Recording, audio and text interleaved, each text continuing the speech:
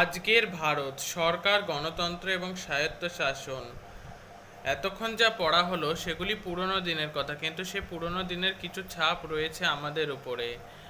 একটি ধারণা হচ্ছে সরকার। সরকার ফার্সি শব্দ থেকে এসেছে। মধ্যযুগে ভারতীয় এই শব্দের মানে শাসনকর্তা বা শাসন ব্যবস্থা দুটোই। এই সরকার শব্দটা আজও আমরা ব্যবহার করি। ইংরেজিতে এই সমান শব্দ হলো গভর্নমেন্ট। গভর্ন মানে হচ্ছে শাসন করা। মনে রেখো, এর আগের অধ্যায়গুলিতে আমরা রাজা, সুলতান, বাদশাহের কথা পড়েছি। তাদের শাসন ব্যবস্থাকে বলা হতো রাজতন্ত্র। এসব কোনো কোনো দেশের এখনও রাজা রানী আছে, যেমন ইংল্যান্ড, জাপান। তবে সেসব দেশে গণতান্ত্রিক সরকারও আছে। জনগণ সেখানে নিজেরাই সরকার বেছে নিয়েছেন। ভারতে রাজা রানী নেই, তবে আছে রাষ্ট্রপতি এবং প্রধানমন্ত্রী। প্রত্যেক দেশ কিভাবে চলবে তার নিয়মকানুন আছে। এই নিয়মকানুনকে সংবিধান বলা হয়। বিধান মানে নিয়ম। বেশিরভাগ দেশের সংবিধান আছে লিখিত আকারে, আবার কোনো কোনো দেশে তা লেখা নেই। সেখানে বহু বছর ধরে চলে আসা নিয়মগুলি মেনে নেওয়া হয়। ভারতে একটি লিখিত সংবিধান আছে। ভারতীয় সংবিধান পৃথিবীর মধ্যে সবচেয়ে বড়।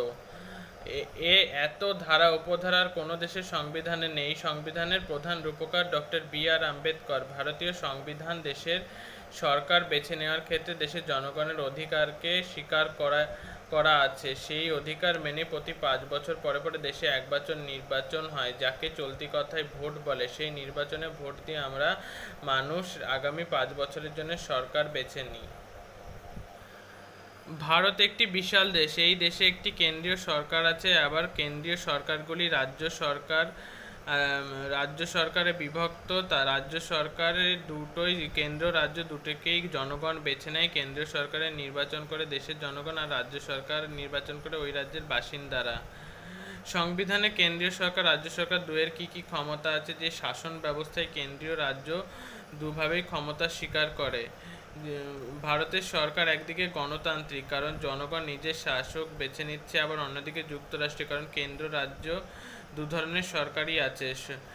সরকার ধারণাটি তার কাজের মধ্যে দিয়ে স্পষ্ট হয়ে ওঠে। ফলে সরকারের কাজ কি, এই প্রশ্ন ওঠা স্বাভাবিক। সরকারের কাজকর্মকে চালানোর জন্য 3টি বিভাগ আছে। আইন বিভাগ, যেখানে দেশ পরিচালনায় আইন তৈরি হবে। শাসন বিভাগ, ওই আইন অনুসারে যারা দেশ পরিচালনা করবে। আর বিচার বিভাগ, সংবিধান অনুসারে দেশ শাসন হচ্ছে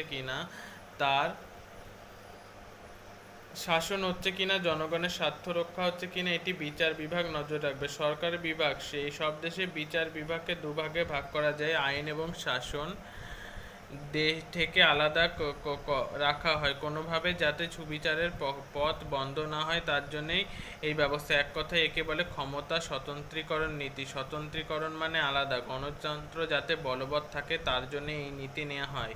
ফ্রান্সের দার্শনিক মন্তেস্কু প্রথম এই নীতির কথা বলেন। ভারতের জনগণ শুধু শাসক নির্বাচন করে না, নিজেরাও শাসনের অংশ হয়।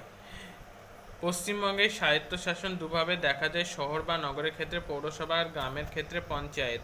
ছোট ছোট শহরে বা নগরে পৌরসভা আছে। পৌরসভা কথাটা এসেছে পুর থেকে। সংস্কৃতে পুর মানে নগর। ওই শহর বা নগরে 18 বছর বা তার বেশি বয়সের বাসিন্দারা ভোট দিয়ে পৌরসভার সদস্যদের বেছে নেন। এদের পৌর প্রতিনিধি করেন। এদের মধ্যে একজন হলো পৌর প্রধান হন। নগরের জনসেবা, জনস্বাস্থ্য, উন্নয়ন, প্রশাসন এগুলি দেখভাল করা পৌরসভা।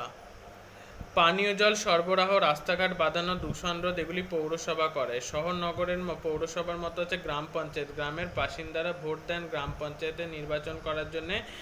তাদের মধ্যে দিয়ে